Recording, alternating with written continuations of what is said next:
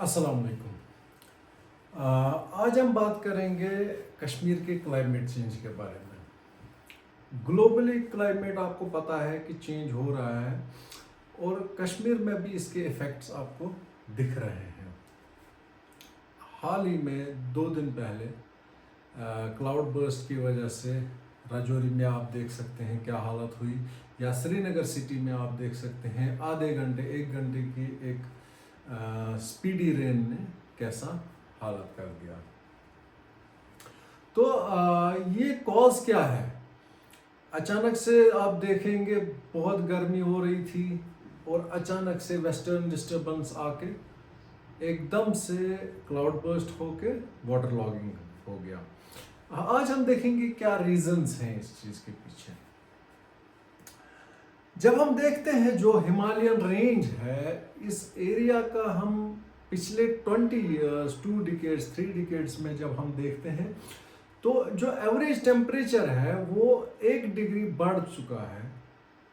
अगर हम आज से 30 साल पहले की बात करें या 40 साल पहले की बात करें तो हम देखते हैं कि overall on an average 1 degree centigrade increase हुआ है।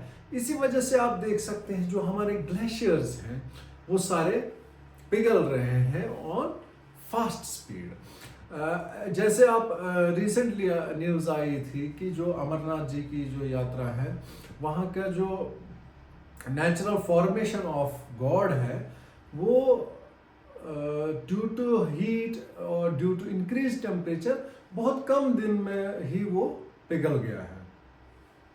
तो ये एक अलार्मिंग सिचुएशन है कश्मीर के लिए और ख़ास करके पूरे दुनिया के लिए ही, क्योंकि ग्लोबल वार्मिंग ये खाली कश्मीर को अफेक्ट नहीं करेगी, ये पूरी दुनिया को अफेक्ट करेगी। तो जब आप देख सकते हैं कश्मीर में फ्लड्स 2014 से लेकर अभी तक बहुत सारे इंसिडेंट्स हुए हैं। 2014 तो ऑब्वियसली सबसे बड़ा इवेंट था अभी तक का कश्मीर में, लेकिन आए दिन आप देख रहे हैं कि राजौरी में, पुंछ में, करगिल, श्रीनगर वाटर लॉगिंग के आए दिन कंप्लेंट्स आते रहते हैं। तो एक साइड से एनवायरनमेंट को हम डिग्रेड कर रहे हैं, एक वो रीज़न है। दूसरा रीज़न है जो नेचुरल पाथवेज ऑफ वाटर है, वाटर बॉडीज़ की, स्ट्रीम्स के, नहरों के जो इनके पाथवेज हैं उन पे एंक्रोचमेंट। तो जब एंक्रोचमेंट होता है, पाथवे जो वाटर का है वो जब नैरो हो जाता है तो वो स्पिल आउट कर देता है पानी। तो क्लाइमेटिक ड्राइवर्स में आप देख सकते हैं कि हाई इंटेंसिटी रेन आती है बहुत शॉर्ट ड्यूरेशन में, क्योंकि जो यहाँ की सॉइल है ये पोरस नहीं है एज कम्पेयर टू। अगर हम राजस्थान की सैंडी सॉइल देखें, वहाँ अगर बहुत बारिश भी होती है 15 मिनट बाद there will be nothing, because soil बहुत पोरस होती है, सैंडी सॉइल है, पानी जल्दी से अब्जॉर्ब हो जाता है।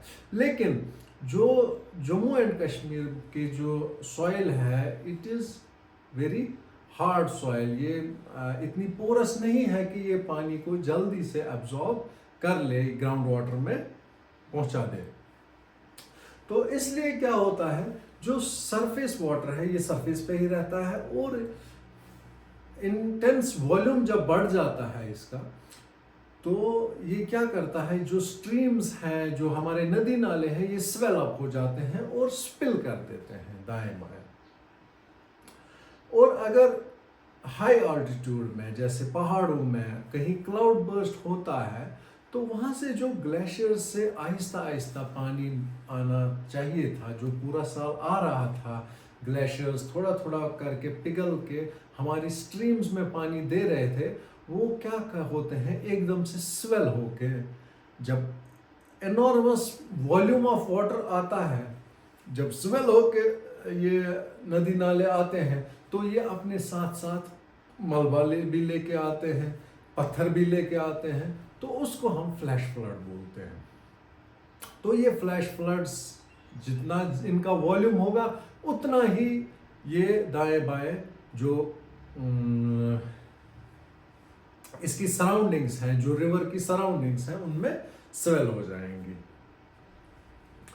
तो जितना हम एनक्रोच करेंगे, जितना हम टाइटन करेंगे, तो स्पैन ऑफ रिवर उतना ही ज्यादा ये स्वेल होगा और उतना ही डिस्ट्रक्शन कॉज करेगा।